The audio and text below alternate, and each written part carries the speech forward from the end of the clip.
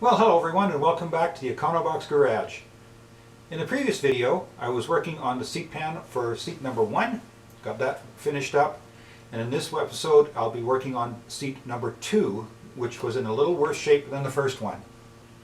If you'd like to get a hold of me directly, the best way to do so would be through Instagram Direct, and I'll put my tag up in the corner here for you, and there's also a link to my Instagram page in the description below.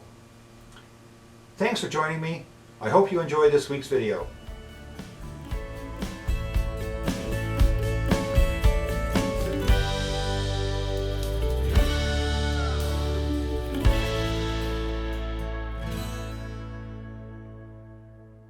Looks like I'm going to have to replace this whole edge here along with this corner. There is a bit of a break here, so I'll put a patch of some sort in here to solidify that up. And pretty much the same on seat number 1. I'm going to have to replace a chunk of this back in this corner here, and of course the back half of the pan. I'll use some lessons I learned doing the first one to make that job a little easier.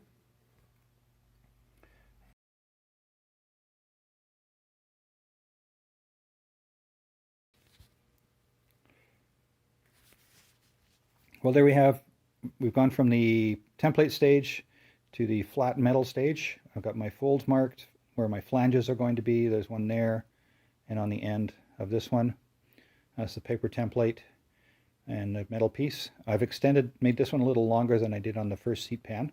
I've got my corner piece here. This will patch that front edge of the seat pan, and this of course is the patch for the back end of the seat pan. One of the things I did differently working on this panel than I did for the one for the first seat is I pre-trimmed this edge to the right size before I started bending it over.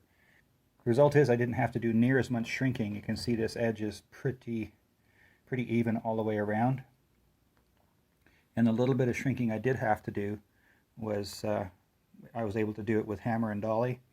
And as you can see, if you look back at a previous video, and I'll put a link up above to that, these edges around here ended up being really wrinkled because I was quite a bit higher. And I trimmed that after I bent it. So this worked out a lot better. Doing something like this yourself, I would suggest cutting your lip to the size it needs to be when it's finished. So there we have the patch pieces cut out. There's the panel for the back half, and that'll get cut across that line there. Then I have the side piece, the patch panel in here. This will get flanged in behind the original, as it will here and here. This corner piece goes in here. And there's a little patch for the front piece here where there's a bit of a break right about there that you can see. And then this piece here goes in underneath at the back end here. So I'm happy with how those pieces have turned out. Next up, I'll get it marked out where I have to cut the existing and then get new pieces welded in. So there's the first little patch welded in. That whole front edge is now good and solid. I've already cut this part out over here. I'm going to clean all this up and get the new piece ready to weld in there. So now that that's in place and good and solid, I am going to cut this piece out here. Well, after some fettling, I've got the patch piece sitting in here very nicely. So I'll just be seam welded here. I have a couple of plug welds here and here, one here, and a couple over here as well. And everything's lining up quite nicely. So I'll get that all cleaned up and welded in. Here's seat pan number 2, and I'm just about finished. I have to weld down in here and touch up a couple of spots.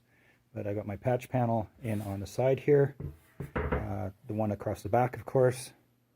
I'll flip it over, and there's one patch all the way along here, and including the corner piece here. So that has come up really nice.